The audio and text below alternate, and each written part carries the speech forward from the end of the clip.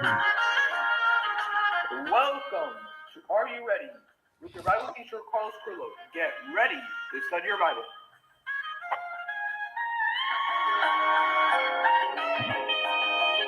Good afternoon, everyone. Welcome to Are You Ready? This is a very special time this afternoon. Normally the program is done in the evening, but we're doing something very special tonight because we have a special guest this afternoon. So if you're watching Are You Ready for the first time and never subscribed, please subscribe. Share this video with as many people as possible. Ladies and gentlemen, there is going to be very important information going to be shared tonight. Please share it with others. We're living in very perilous times. So please pay attention to what is going to be said tonight and share it with other people. Again, thank you for joining us tonight.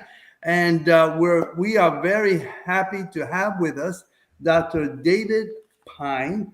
And he's been on Are You Ready before. And he knows Dr. Peter Vincent Pry, who passed away, I believe, last year. And we're happy to have him with us tonight and this afternoon here with us. And before we get started, I would like to, first of all, Dr. PYNE, thank you for being with us on this program. Are you ready? And before we get started with lots of questions, and as you know, we're going to be dealing with World War III, and that is, as you know, all of you know, it's one of those things people are mentioning more often than ever in conversations. So, Dr. PYNE, before we get started, tell us a little bit about yourself. Well, first of all, thank you so much for having me back on your show.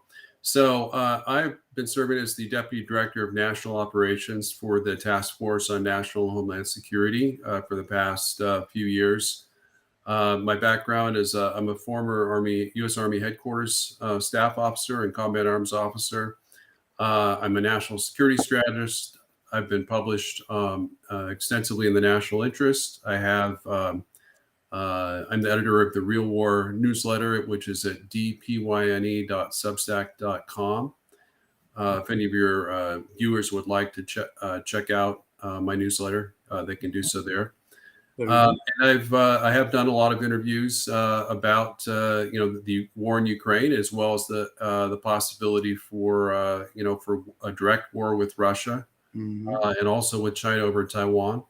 And I've written extensively in terms of peace plans, peace proposals, a grand strategy on how to counter communist China and its attempt to become the new global hegemon. And that's kind of the summary of where I'm at right now. That's a lot. That's a lot. We're very honored to have you on Are You Ready this afternoon. All right. Well, let's get started, everyone. And if anybody does have a question, please let me know on the chat. Okay, let's go to the basics. I like to start with the basics this afternoon. How do you see a war? How do you see the war between Russia and Ukraine? And I've kept up with the news. We talked about here on Are You Ready many times on the weekends. I'm talking about Russia, Ukraine. How do you see the war going? Is it going in Ukraine's direction? Is it going in Russia? What do you think? So, we hear nonstop, or we have until very recently, from the mainstream liberal media that Ukraine is winning, Russia's on the ropes, Putin's about to be overthrown. I mean, I can show you articles all the way back from probably May of last year, showing that British intelligence says Putin's overthrow is imminent, and it's so laughable. I mean, here we stand 18 months into the war. Russia is stronger than ever, both economically and militarily. They've expanded the size of their military armed forces by 50%, size of their army by about 3 times in terms of active duty troops. They're churning out, new, T-90M tanks, by the day, and have plenty of munitions. The U.S. military, of course, giving up a vast majority of its munitions to send to Ukraine. That's included about 4.4 million heavy artillery shells, and lots of missiles and Javelin missiles, Stinger missiles, HIMARS. So much so that we won't be able to replenish those U.S. military stockpiles of missiles, rockets, and munitions for the next 7 to 10 years. Wow. So we've made ourselves much less able to fight, let alone win a war against Russia or China, more likely Russia and China combined. But in terms of the state of the war, Ukraine has been losing from day one of the war, essentially. Certainly they had some victories, most notably following the tentative peace agreement signed between Russia and Ukraine on March 31st. Russia proceeded to honor its end of the bargain by withdrawing all its troops from Ukraine's three northernmost oblasts or provinces, including Kyiv. And that's exactly what emboldened Biden and Boris Johnson to urge Zelensky to renege on his treaty commitments with Russia to end the war, to really facilitate a full Russian withdrawal from all of Ukraine except for the Donbass region. So that would have enabled Ukraine to retain control of 93.6% of its pre-war controlled territory. Right. Currently, the best it could do would be about 88%, because Russia has annexed 18% of Ukraine's internationally recognized territory, including 12% of its Ukraine's pre-war controlled territory. Right. But the West, of course, has pinned most of its hopes on this massive Ukrainian summer counteroffensive, which has gone very badly. It's very bad. Encountered heavily fortified Russian defenses. According to the reports that I've been seeing, they barely even reached the first Russian main line, let alone penetrating that line. I mean, Russia has essentially three main fortified lines, and then it has kind of preliminary zone, where it kind of lures Ukrainian forces in close to the first main line, and then hammers it with artillery as well as mines. Aerial mines that they can use from large artillery, mortars and howitzers, and air, dropped from aircraft, and that kind of surrounds and forces them to get mined, encounter mines, whether they're advancing or retreating. So the casualties on the Ukrainian side have been reportedly 40,000 dead. Total Ukrainian casualties for the war thus far have been about 200,000 dead and over 200,000 wounded. So we're approaching almost half the Ukrainian mobilized army of 1 million troops that have been either killed or wounded in this war. So it's atrocious that the Biden administration continues to prolong this war unnecessarily, to urge the Ukrainians to keep fighting to the last Ukrainian. I've been watching a few of the videos. I go War News 24/7, and it is sad. It really is sad. So many of these young men being sent out, and the last thing I wrote down, as of yesterday, they were running they were leaving the military. These are military equipment given by NATO, by the United States, and they're leaving them, and they're just running away from them because they said enough is enough. And I also heard that they're up to using 46 and 52-year-olds as soldiers because they're running out of it. I don't know why we just don't. This thing should have ended a long time ago. Would you agree this thing should have ended a long time ago? Absolutely. I mean, the March 31st agreement between Russia and Ukraine was much more favorable than any agreement they could possibly get, no matter how much territory they could win back, which is not a lot. They haven't even succeeded in retaking 1% of Russian-held territory, I think. If you look at a map to see the territorial gains of the Ukrainian counteroffensive thus far, you can barely even see it on a map. It's you go to the Institute for the Study of War, which is the most authoritative in terms of actual, territorial gains from both sides up to the latest,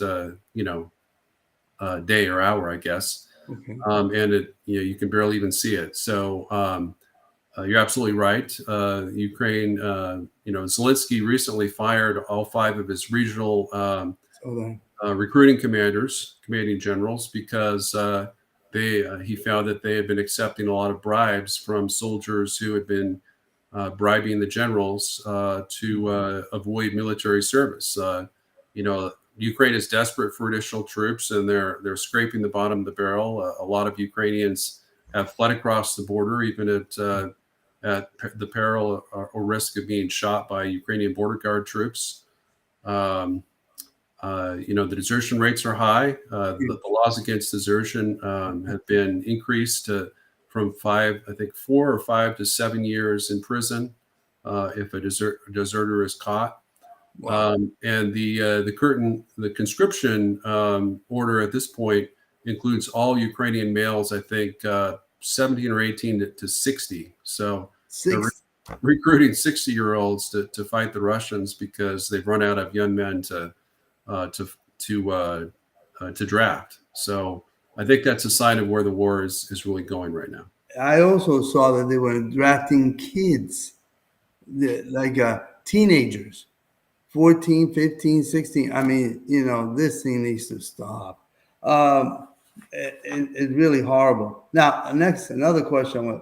Knowing this, and it makes you wonder, okay, why would we want to keep sending? Why don't we just stop? And so my next question, could this war, and I know we talked about this before, could this war be avoided? You mentioned March, but could have been avoided even before then? Could have been avoided before they even started in February? Yeah, absolutely could have. Vladimir Putin, Russian President Putin, he attempted 15 years of diplomacy to avoid a perceived need to invade Ukraine. He didn't want to invade Ukraine. He didn't even decide to invade until a few days before the invasion, in terms of his final invasion order. But this all began with the decision announced by the Bush administration that Ukraine and Georgia would join NATO. And that decision was leaked in 2007. And so when Putin came to power, he was very pro-Western. He, even though, of course, he was a former KGB lieutenant colonel. Right. So we need to be wary of that. But he was actually quite pro-Western. He was seeking to, integrate economically the Russian Federation with the European Union. And then in terms of security, he said he wanted to join NATO back in 2002, just 2 years after he came to power. So, yes.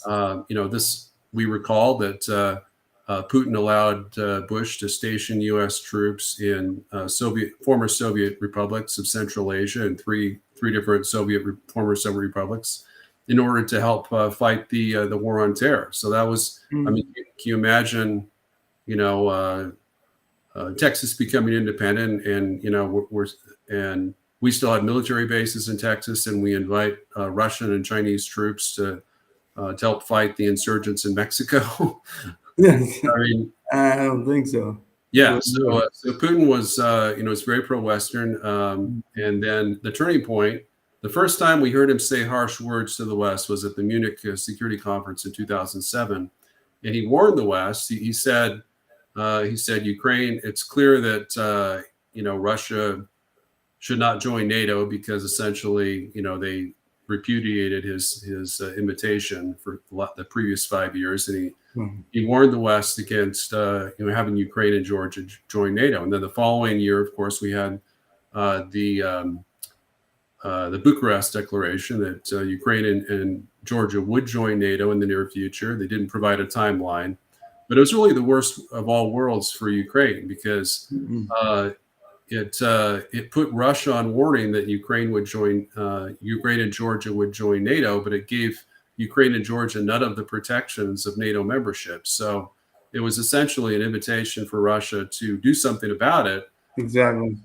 to engage in a preventative war to prevent Ukraine and Georgia from joining NATO. And that's what happened later on. Of course, in 2014, the real turning point was, of course, in 2014, February, when then Vice President Biden authorized the Maidan coup against the democratically elected president of Ukraine, President Yanukovych, who was not so much a pro-Russian president, but he was a president that was absolutely dedicated to keeping Ukraine a neutral buffer state between Russia and NATO. And a lot of people don't understand that's exactly what Russia wanted. Putin didn't want to annex any Ukrainian territory prior to the coup because he was more than happy to have Ukraine as a Russia-friendly state.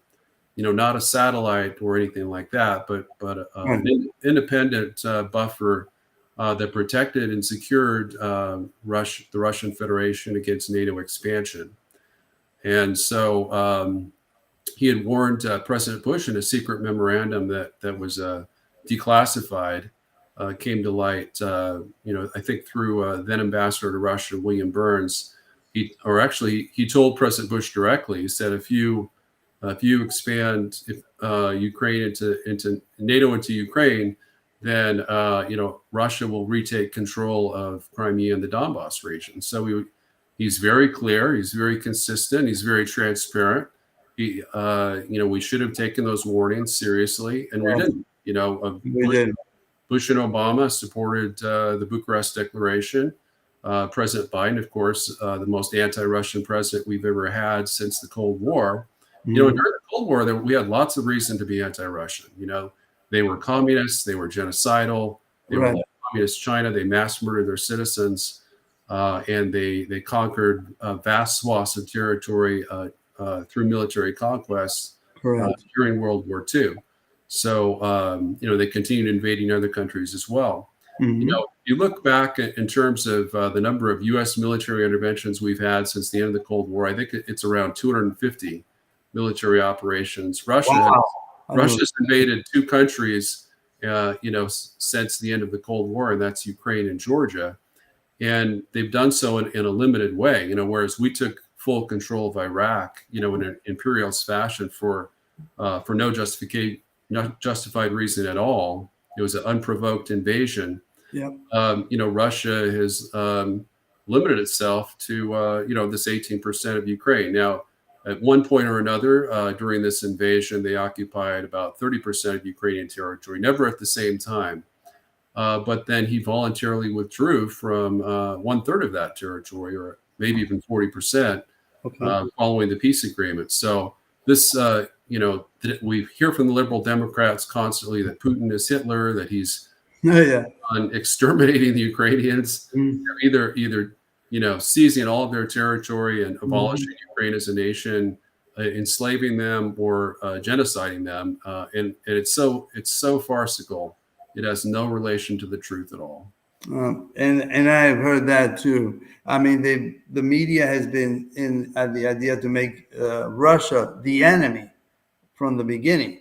And like you said, I've always said in my program is they should have sat down, because I remember they gave it a last ditch effort back in December and January of December of 2022, when the Lavrov tried, and they were listen, these are our 10 points.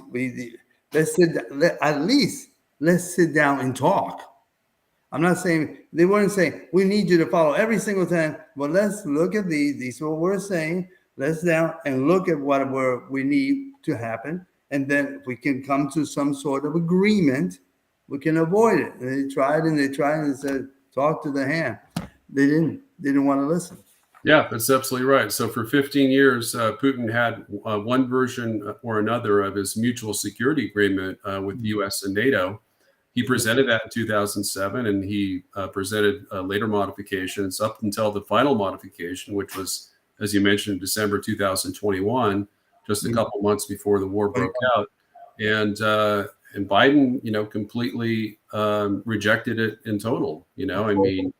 every single plank of the Russian peace proposal was rejected, and the most ultimately, I think there's only one thing we had to do to avoid an invasion. That was to guarantee to issue a written guarantee to Russia that Ukraine would never join NATO, and most likely also to support implementation of the Minsk II agreement, which was really the key to keeping Ukraine whole and free. That agreement, which was very much supported by Russia and signed by the Ukrainian President Poroshenko, stated that Ukraine would get to keep all of the Donbass region, and that Russian, kind of their quasi-military troops would be fully withdrawn if Ukrainians demilitarized withdrew all their troops as well. Correct. And Zelensky, a lot of people don't realize Zelensky was actually elected president on a platform of peace with Russia in implementing the Minsk II agreement, and he actually sincerely, to his credit, he sincerely tried to do so in 2019.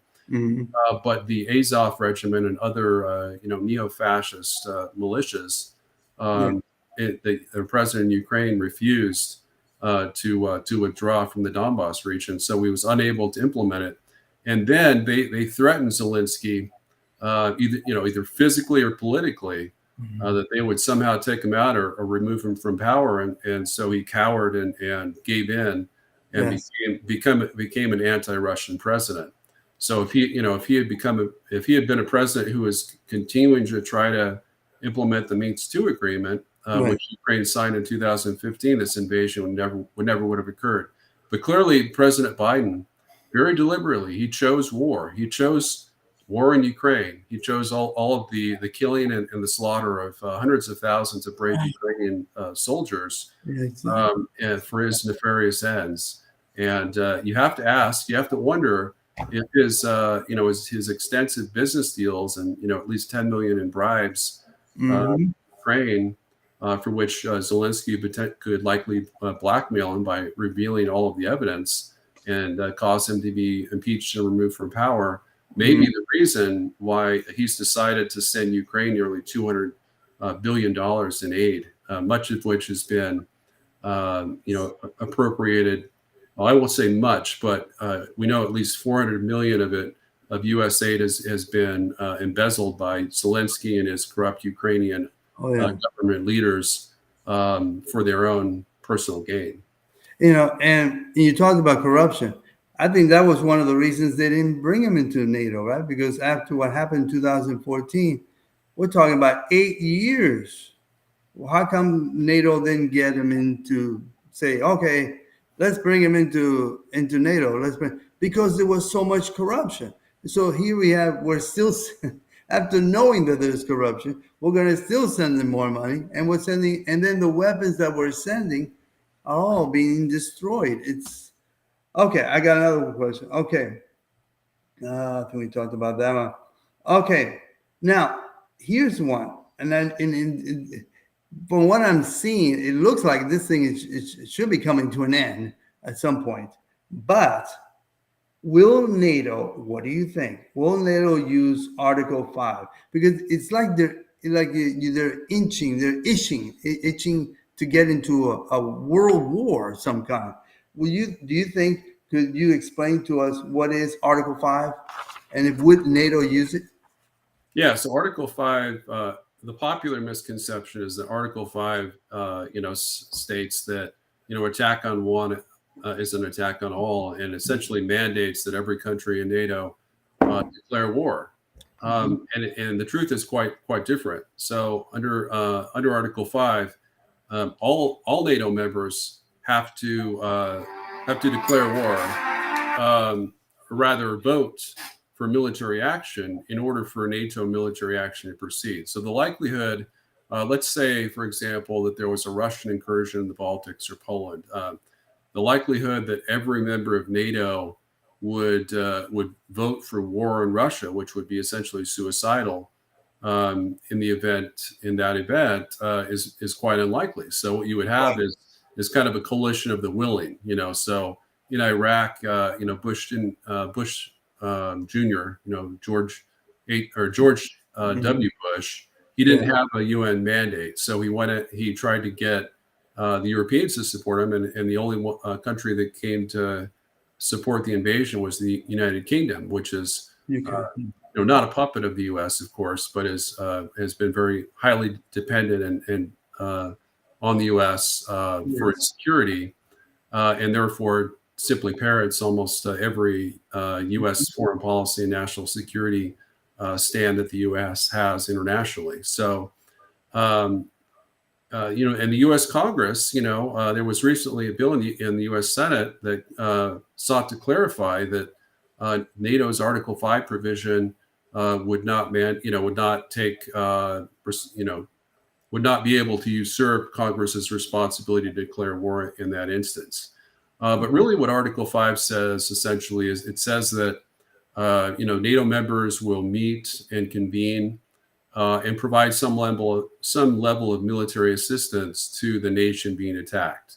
So the way I interpret that, and I think the way any reasonable person interprets that, is not a declaration of war, but it's essentially large-scale military aid. So essentially, if you imagine Ukraine being a NATO member and having Article 5 protections, we've basically given Ukraine Article 5 protections by sending them a lot of military aid, but no troops. So the troops in the declaration of war are optional at in terms of each country, have the option of doing that.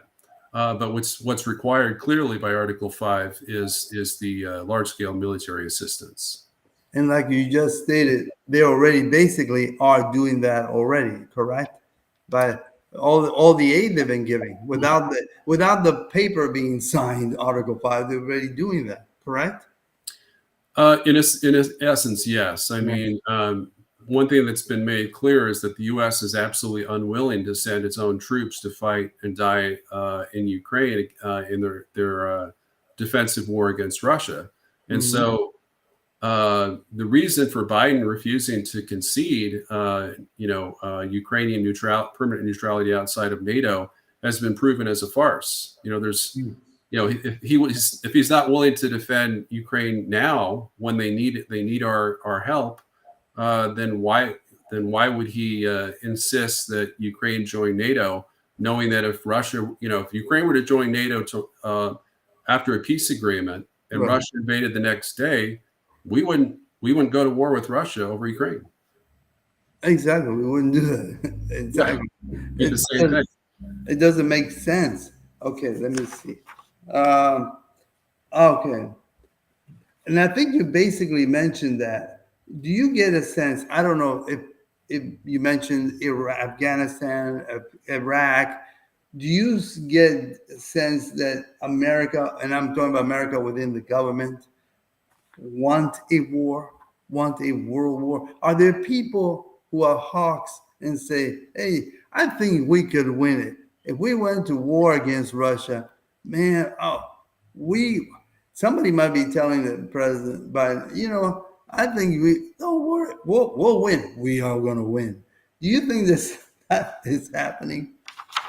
There's a lot of people like that, a lot of so-called national security experts, including former 3- and 4-star generals. I would say General Jack Keane, General Petraeus, a lot of generals that appear on Fox News, CNN, and MSNBC that are retired are really gung-ho about war with Russia. They say that if Russia needs to, or U.S. needs to intervene militarily, we need to do a no-fly zone. We need to, conduct massive conventional military strikes against Russia, and then they'll all meekly run away and go back to, original, non-annexed territory, and they'll sue for peace. And that narrative is beyond stupid because Russia would, its military doctrine in fighting a war against NATO is completely different than fighting a war against a country that it views as brothers, essentially ethnic Slavic brothers. That, as Putin has stated, Putin's really forced the Russian military to fight with its one hand tied behind its back, essentially with velvet gloves, to minimize as much as possible the number of Ukrainian civilian casualties. And I think that's been admirable. He's not committed any major war crimes. He's not committed genocide. as we saw with Stalin and the Soviets, that killed millions of Ukrainians during the war with Germany. A lot of people don't realize that, the Soviets killed at least 2 million Ukrainians, during World War II, their own people.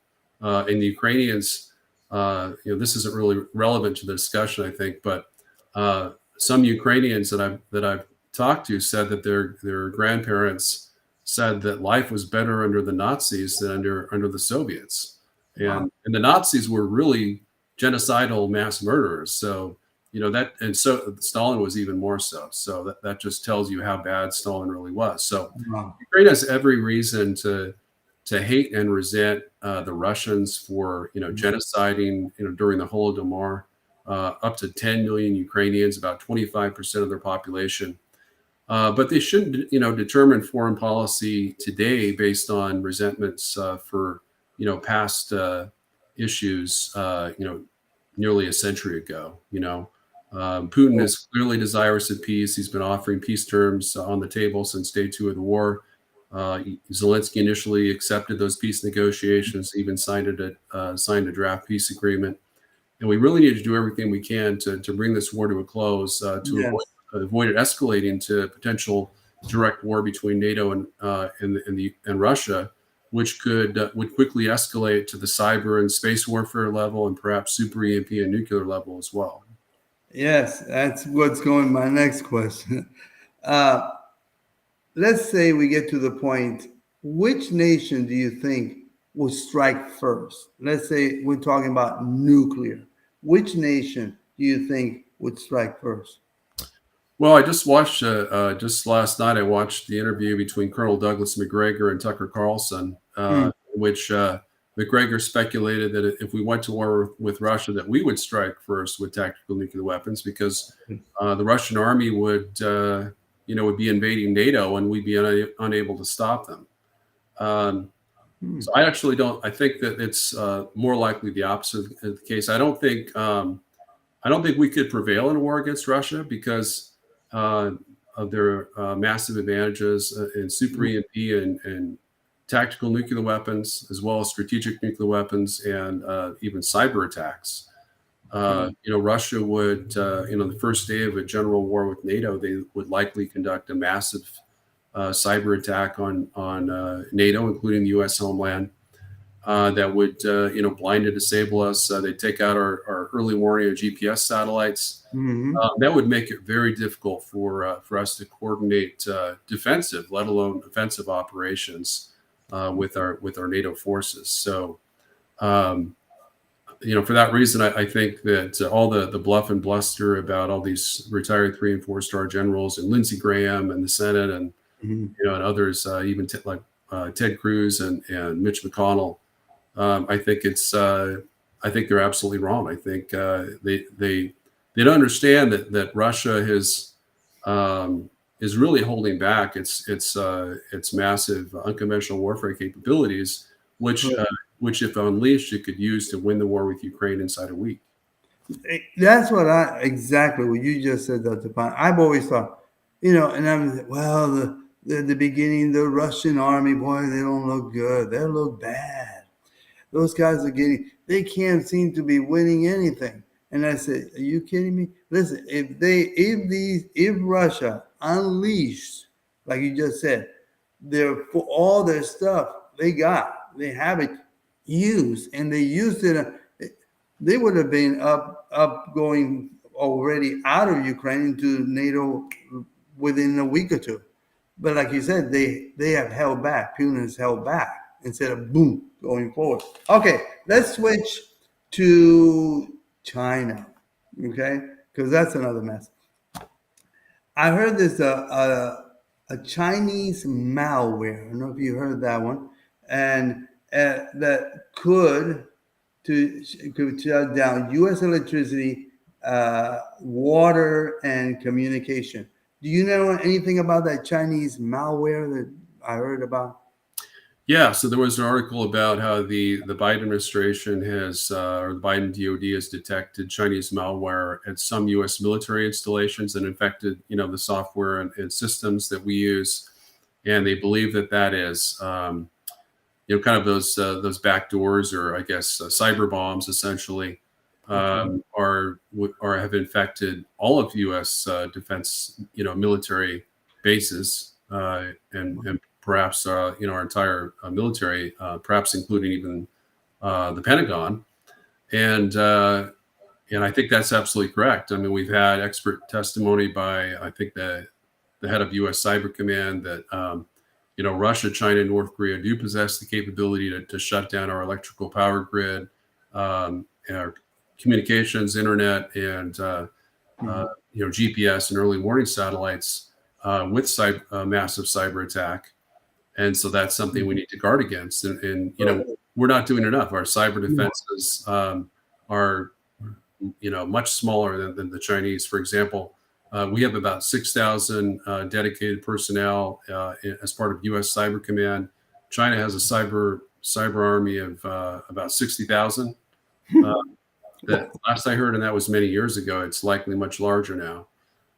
So they have a strategic support force that now integrates all of their space warfare, cyber warfare, EMP troops, and political electronic warfare as well, into the new strategic support force, which is a full branch of the People's Liberation Army that was established 8 years ago. Would you say that between Russia and China, who should America be more weary of?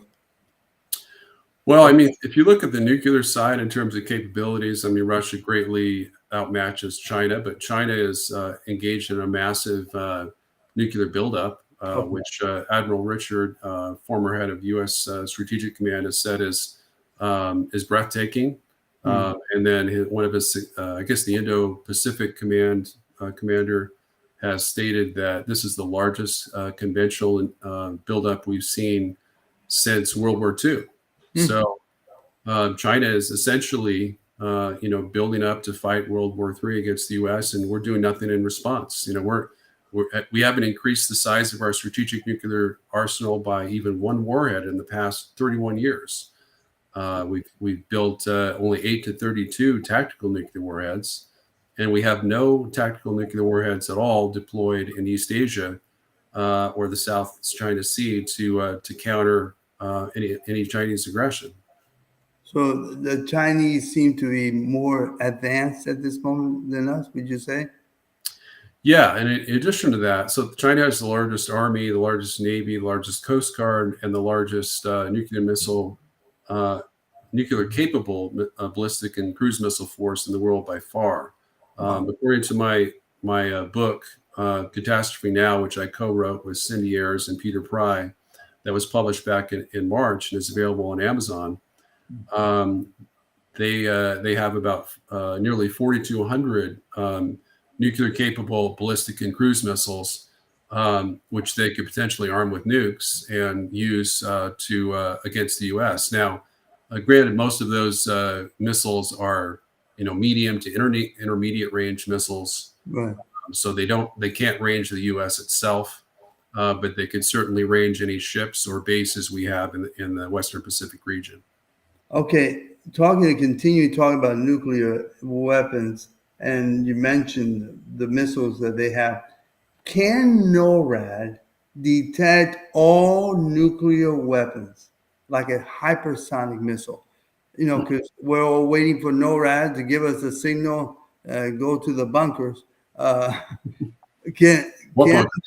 bunker? Right, exactly.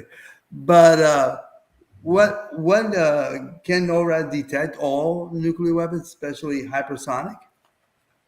So hypersonic missiles, they do have the capability to detect hypersonic missiles. Hypersonic missiles are more difficult to detect because they create an effect which is called referred to as plasma stealth, which is due to the fact that hypersonic missiles travel at hypersonic speeds. It creates kind of a plasma stealth effect. And then, in order to regain their updated target coordinates, they have to decelerate to supersonic speeds, which are below Mach 5. But while they're traveling at Mach 9, Mach 10, they're much more difficult to track. And especially because hypersonic missiles, they're hypersonic cruise missiles. We've had hypersonic ballistic missiles since the 50s, because ballistic missiles go hypersonic on their descent phase. Okay. But in terms of cruise missiles, we have had, I think we experimented. Yeah, we tried to develop hypersonic cruise missiles, but were unsuccessful during the 70s and 80s. And pretty much abandoned them. We now have one Army deployed hypersonic missile system. So I'm not sure what the current number of hypersonic missiles we currently have, but at least we have some. Previously, only China and Russia had deployed hypersonic missiles. Now, the problem is all of U.S. Hypersonic missiles are being developed as conventional, so conventionally warhead armed. So they're not really, they're not game changers like the Russian and Chinese ones, and the ones that North Korea is developing as well are all nuclear armed or nuclear capable. So that's the real danger, because as President Putin threatened back in February 2022, before Russia invaded Ukraine, he said that he could put Zircon hypersonic missiles on a Russian submarine, 200, and fire at 200 miles from Washington D.C. And then Biden would only have 5 minutes warning to escape, and that would be insufficient time for him to escape on Air Force One. Right. Not only that, but it would take 5 minutes from the time of a presidential launch order for our ICBMs to be retargeted on Russian targets, because by default, all of our missiles, nuclear missiles, are pointed at empty oceans. And it would take 50. Really? Yeah. Yeah. The Russians and the Chinese don't do that. They always have their missiles targeted at us. But yeah. And that's like an accidental launch, provision. So if there was an accidental launch, it wouldn't be launched at Russia or China. It'd be launched at the empty ocean and would kill no one. But that's not something that Russia and China reciprocate. And it would take 15 minutes for us to retarget our submarine-launched missiles. 15. So there is a chance that if Biden, were taken out, if in any nuclear war scenario involving Russia and the U.S. that's at the strategic level, DC would be the first target to get nuked. And it would, we would have 5 minutes or less. And if Biden didn't launch prior to that, and most of our nuclear command authority was taken out in the destruction of DC, there's a chance we might not be able to launch almost any retaliatory strike at all. Okay, let me ask you this, because this is, I'm sure people have this in mind. How long does it take a nuclear bomb, let's say fired from Russia, to reach the continental U.S.?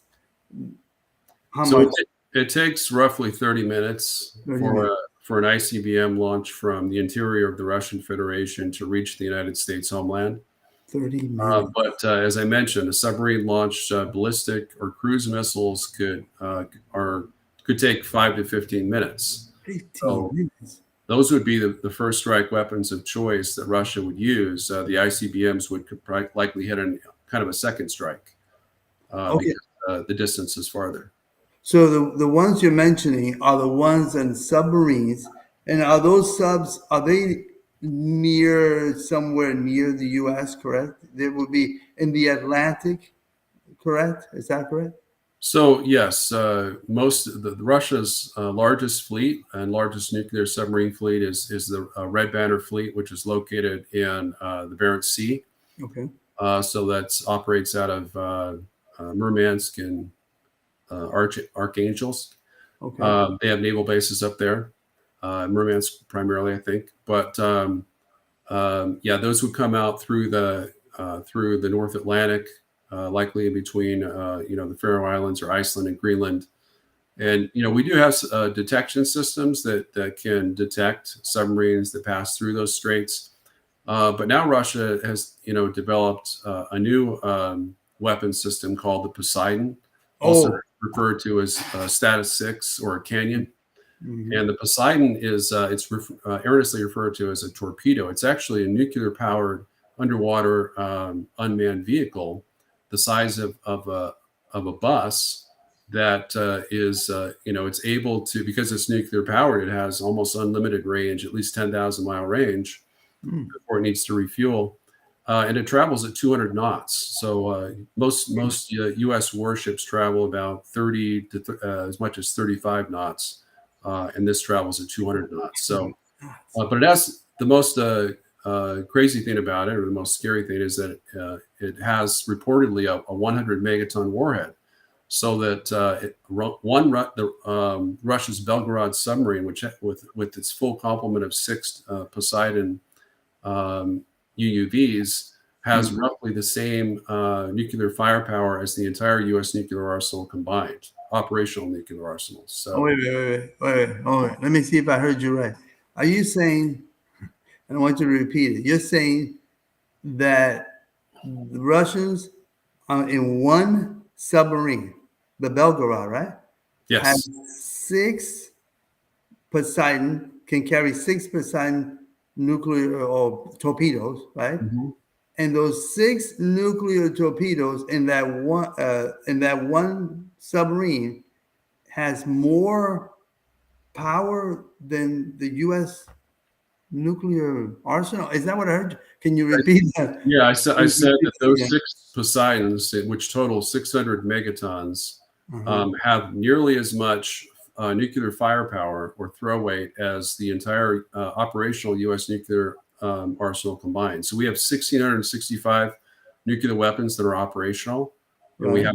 have. So this is not counting the 2,050 partially dismantled nuclear weapons, but that our 1,665 nukes add up to maybe 650 megatons, maybe 700 at most. So nearly as much as all of our nuclear weapons combined. Wow. That I didn't know that at all. Thank you for that info. Wow. Astounding. Okay. Now, some people, here's the question. Some people say, and I've heard this I'm going only a few more minutes left. Some people have said that we are in World War III already, or we're about to head into it. Because I've heard people, I think I've heard, from YouTubers say that we may be in World War III already. Would you say that, or what would you say to that statement? I think it's absurd to say that we're in World War III already. We hear that a lot from the neoconservatives. I mean, certainly China has been fighting, their unrestricted warfare strategy against the U.S. And that's a kind of a low grade, low intensity war. It's kind of a gray area war in which they infiltrate special forces, saboteurs in the U.S. by over 10,000 up to over 10 battalions of PLA special forces have reportedly crossed the border. They have over 1 million cyber attacks against the U.S. every day. They obviously spread COVID as the first deliberate biological warfare attack by an enemy power on the U.S. that's killed over 1.17 million Americans. We've done almost nothing in response. So in that sense, we're at war, but it's a low-grade war. World War III, I like to tell people, it's not going to be fought half a world away like World War II. It's going to be fought right here at home.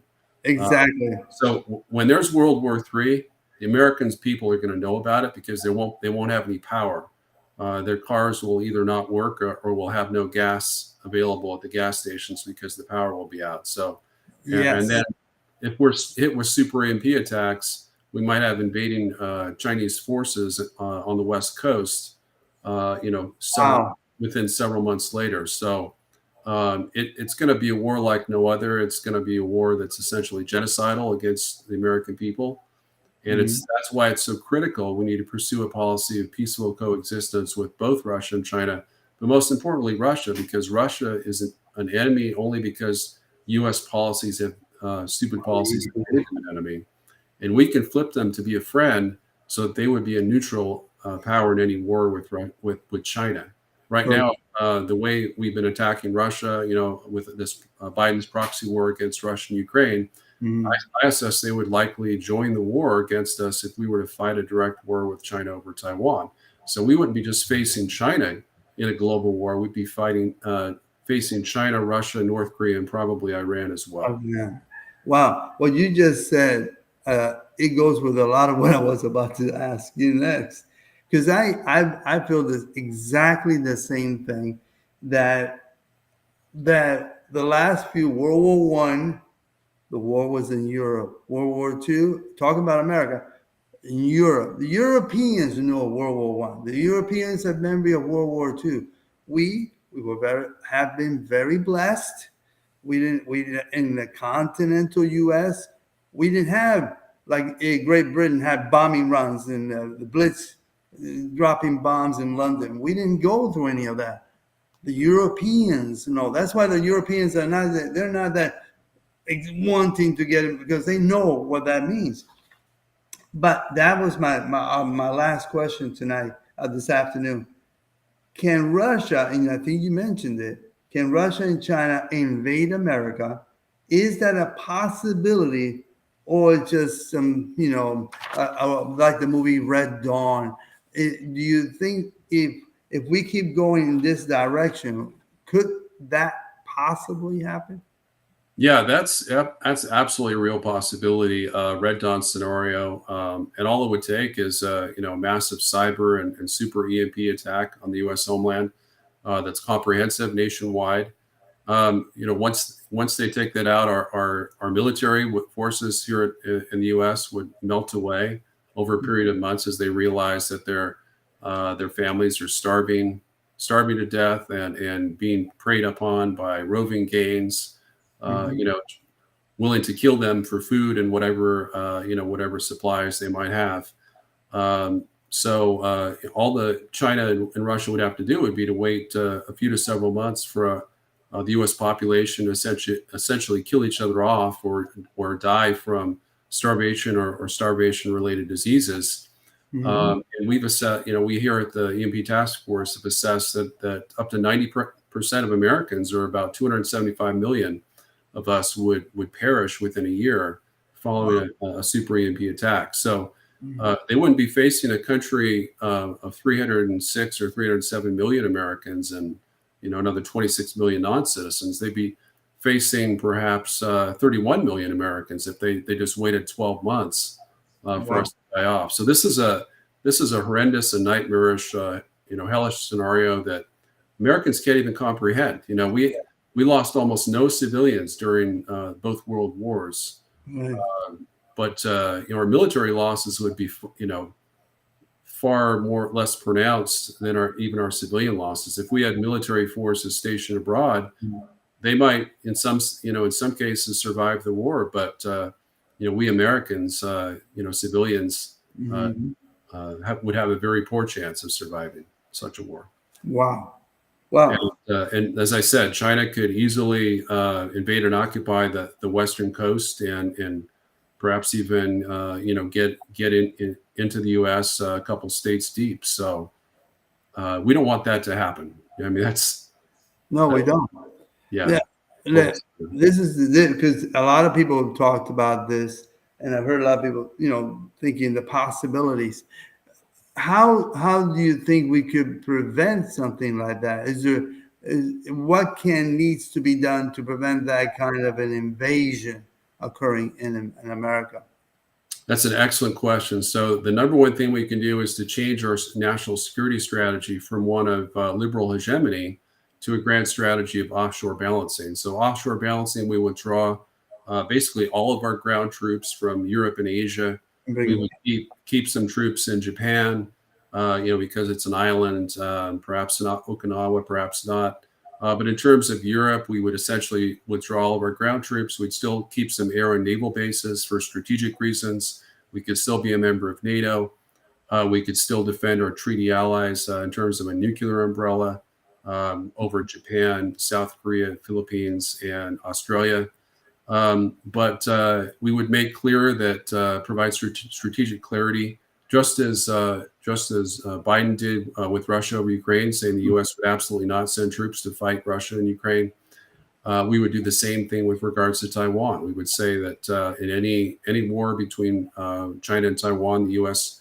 would not defend Taiwan militarily, but would pursue massive economic sanctions. We would not wage a physical war, a military war. We would wage an economic war against Beijing. That would be the best response, in my opinion.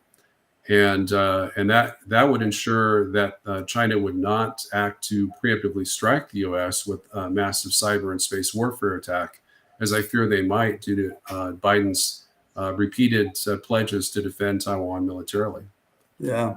So we would have to do that. We would want to establish a mutual security agreement with Russia, ending the war in Ukraine, as Vivek Ramaswamy, one of the leading Republican presidential candidates, has proposed, and that would include the withdrawal of all U.S. and NATO, Western NATO troops from Eastern Europe, probably redeploying all of our nuclear weapons, our 150 nuclear bombs from Western Europe to Guam to deter Chinese aggression, and then with China again to establish, perhaps even do a deal with China where we would mediate a favorable reunification agreement that guaranteed Taiwan some certain rights, political, economic, and religious, the right of immigration, in return for China vacating its its covert military bases, in control of both sides of the Panama Canal, their spy base in Cuba, and all military assistance for communist regimes in the hemisphere.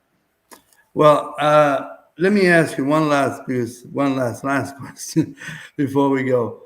What we talked about this invasion possibility, if you were to say between 1 and 10 of that happening, what would you say between 1 and 10? 10 being the highest possibility of it. I'd probably say a 6. I think it's more likely than not, and that's just based on our current policies. If we, Americans need to realize that if we elected a new president, a new leader like Vivek Ramaswamy, for example, who was committed to making peace with Russia and perhaps having some kind of timeline for reunification between China and Taiwan, then the chances would go to perhaps 1 out of 10. But currently, I think with Biden, it's hard to see that Biden deliberately going to war with China over Taiwan. He's got so many business deals with China that are ongoing. Hunter's still making millions off the Chinese business deals that are tied to Chinese military intelligence. It's not this scandal isn't just in the past. It's an ongoing scandal, corruption scandal that is in that the president of the United States is enmeshed with, and he needs something needs to happen. I'm not going to say impeach or removal, but there needs to be consequences to injustice. Minimally, just having him correct all these pro-Chinese policies. But so if Biden kept us out of the war and assuming China didn't preemptively attack us, then I think the chances would go down to perhaps 3 out of 10. On the course trajectory that we're currently on, I call it a strategy of national suicide that Biden's pursuing. So I would say that it's 5.5 or 6, more likely than not that 6.